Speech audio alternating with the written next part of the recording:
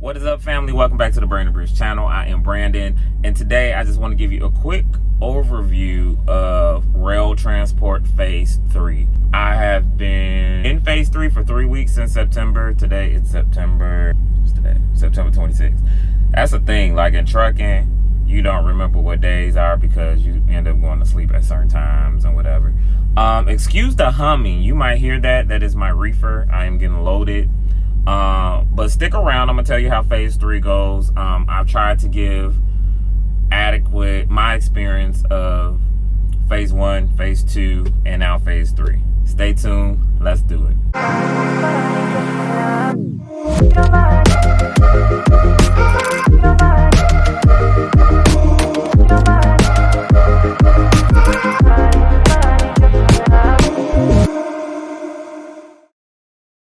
All right, so Phase 3, this is the last phase of Roehl's training process.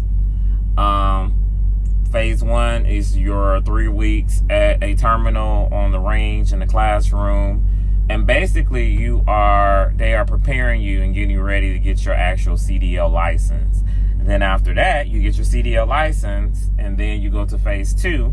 They put you over the road with the trainer, and you're with the trainer for about, I think, 21 to 30 days. And you're doing on-the-job training. You're driving. You should be checking in. You should be backing. You should be doing everything. Case in point, this is how you know you got a good trainer, because I had an amazing trainer, and I actually had 2. But shout out to Nestor. If you're looking for a trainer and you going with Roehl, tell him you want Nestor. Tell him Brandon sent you. He know who I am. We still keep in touch. But I did everything from day one. From day one in Phase 2, he had me do everything. He showed me one time how to check in at a shipper or a consignee, which is the customer. The shipper is when you're picking up and they're loading you, or you're doing a drop and hook, and you're picking up and you're taking this somewhere. Where you're ending up is the consignee, which is the customer. They're all customers, but still the consignee is who's you're delivering it to. So he showed me like one time.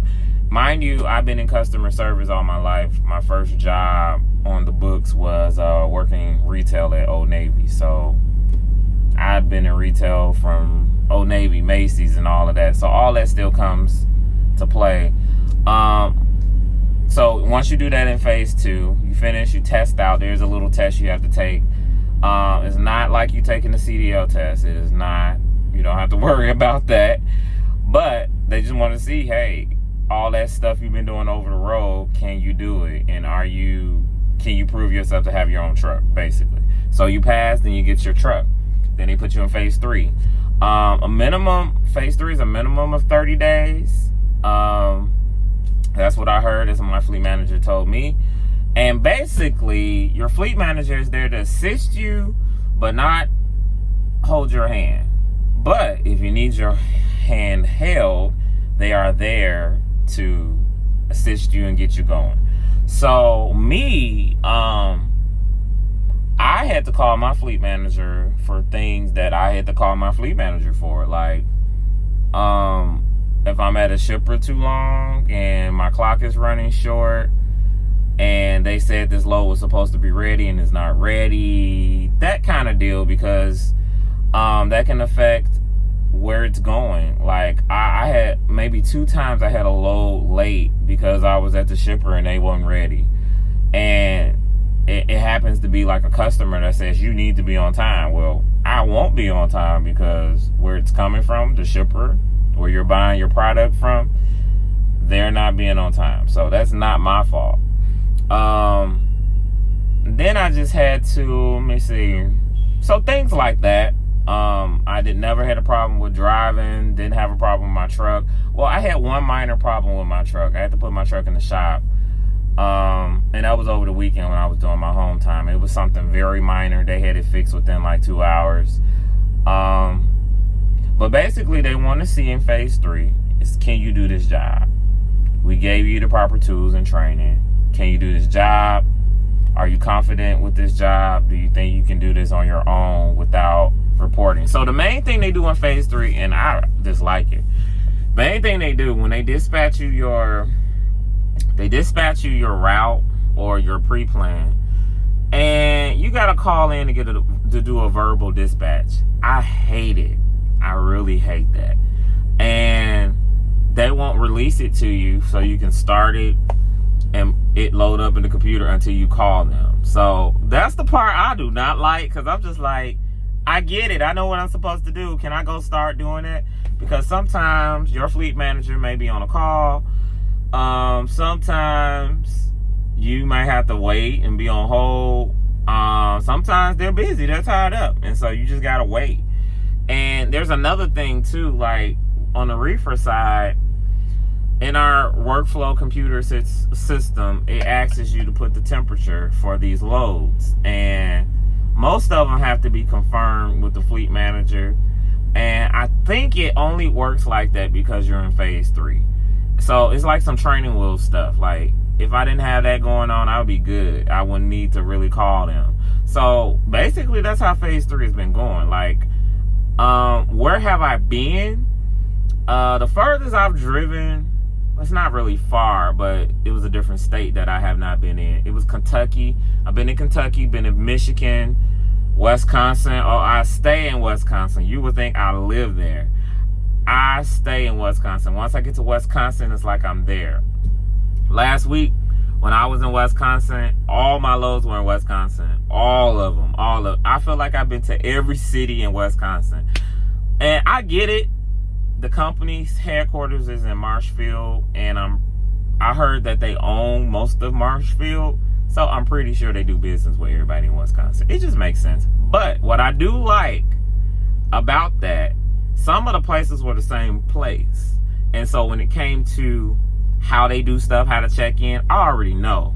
Like, I went to this one place yesterday, and the girl recognized me. She was like, "Oh, you've been here before." Yeah, because when you go there, you have to have your reflective vest on. So when I pulled up to the gate, I already had it on, and she was like, "Oh, you know what you're doing." I know what I'm doing. So things like that, I do like that. It makes it easy. Another thing in phase 3, you will have to do 2 courses. I don't know if this pertains to, this is probably for everybody, but I think this pertains more to the people who live in the Midwest. And I'm a regional driver, meaning I'm in the Midwest area. I could go as far as Texas, but I'm in the Midwest. I won't be going to California. Let me just say that.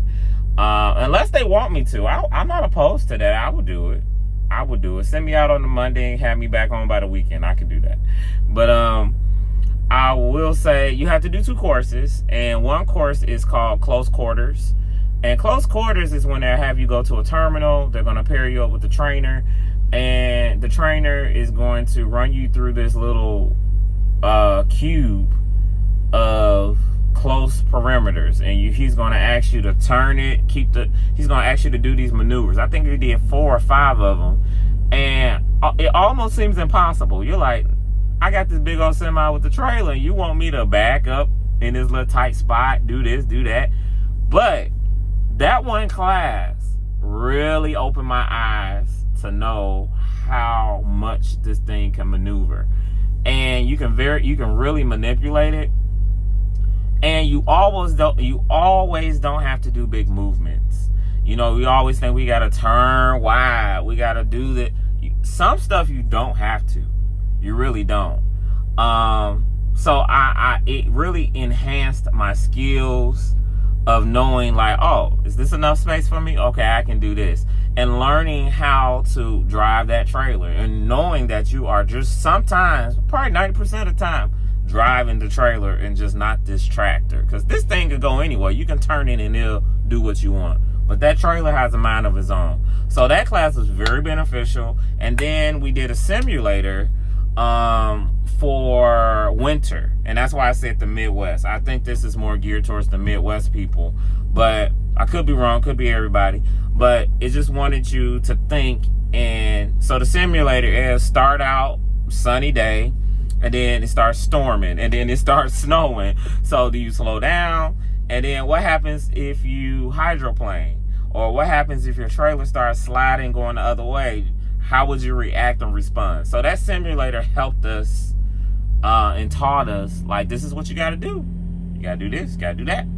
So that's my reefer. Hold on. It's tuning up, man. Oh, it's green. So they got me done. So I got to get out of here. All right, so I'm going to finish this video real quick. But I just wanted to give an overview of Phase 3.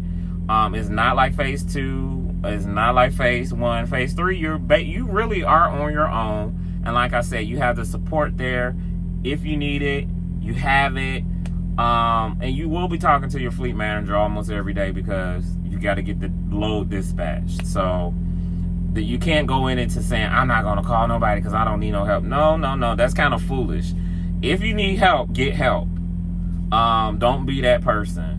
But not only that, like, keep it balanced. I'll say that. Like, try to figure it out if you can. But if you just don't know, call somebody. They are there to, maintenance is really good. Like, I had a problem with a trailer that had light issues, and they told me what to do. They was like, make sure the prongs are cleaned and tighten them so they can be tight with the cable. So I did that, and they started working, and I was just like, oh, I wish I learned this like early on for a trailer. But this is things you learn on the job. And yeah, so that's how Phase 3 goes. Actually, I think I'm ending Phase 3 this week. So after that, I can bring Jax. I can bring my dog with me because my mom has been holding me down, watching him, and I don't think she mind. But I just don't like putting my stuff on people because that's my dog. So, but I'll talk to you guys later. That's how Phase 3 goes down. Be sure to like, subscribe. Give me the comments. If you are thinking about coming to Roehl, I can steer you in the right direction. I can tell you how to get there. I think I'm going to drop my referral code in the bottom as well. A lot of you all have been hitting me up on different videos asking certain questions about Roehl and their training program and how it is. And I think I'm going to do a video too, like if you're really thinking about getting into it, how the process goes. And I'll give you this nugget. If you're thinking about getting into trucking, if you're thinking about getting into trucking school, you got to go get that CDL permit. Just do it now. And you have to do that on your own, actually. You pay for it on your own. You study for it on your own. And then whatever trucking school or company you decide to go with, they're going to be like, you got your permit? So you can get ahead of the game if you just knock that out. And basically, it's just like going to get your driver's permit all over again, but it's some added stuff. You got to learn air brakes, combination vehicles, and this general this general knowledge test, which is like 50 questions. Overall, it's almost like 70 questions you got to go and learn and study. You can knock that out way before. You can go get that. And then to think about it, you can go get your permit now and be like, I'm going to wait 2-3 months and then I'm going to start school. You can do that. So you don't have to rush it all together like I did, because I quit my job and I was like, okay, I got to do the next thing. I ain't got time to sit and wait. So, but like I said, if you got any questions, I'm open to helping you all. If this is the journey that you're trying to get into or whatever. All right. Talk to you guys later. Be blessed. Before I end this video, gotta tell y'all, I'm out of Phase 3, or after this load. So after I was loading up at the place, I had to call, or did I call? Yeah, I think I called because I had to get dispatched for my next load. Called, my fleet manager was like, yeah, this is the last load with me, and I'm getting you over to your permanent fleet managers. I got 2 actually. So I was just like, really? And she was like, yeah. She's like, there's no reason for you to be with me. She was like, you good? She was like, after the first week, you was actually good on your own. You haven't needed me for any direction of sort. Like, you call me for the stuff you need me to do for real, but not like how you drive this truck. Nah, that's my example. But yeah, y'all, it's a proud moment. But that's all to it. Phase 3. Like I said, if you get all that training in Phase 1, Phase 2, you'll be good. So you'll be set up. So yeah, just wanted to update y'all before I end this video. Ending it now. I'm shutting down now. Found me a Love's. Gonna go in here, throw this trash away. Eventually I'm gonna go in there and take a shower. I like Love showers. I like Pilot is a hit or miss. It depends on the place and depends on the place. Well, you know what? I've been to some Loves that were not like ooh, but most of them though you can find clean showers. And when I say clean, I like them smelling clean and still get in there with my shower shoes. I'm gonna do a video about like my whole routine and setup of how I do stuff. It took me a minute to get with it because like all of this is kind of like thrown at you, and along the way you get your rhythm and you get your footing. So I'm gonna do a video of that, but just wanted to let y'all know that news. Be blessed.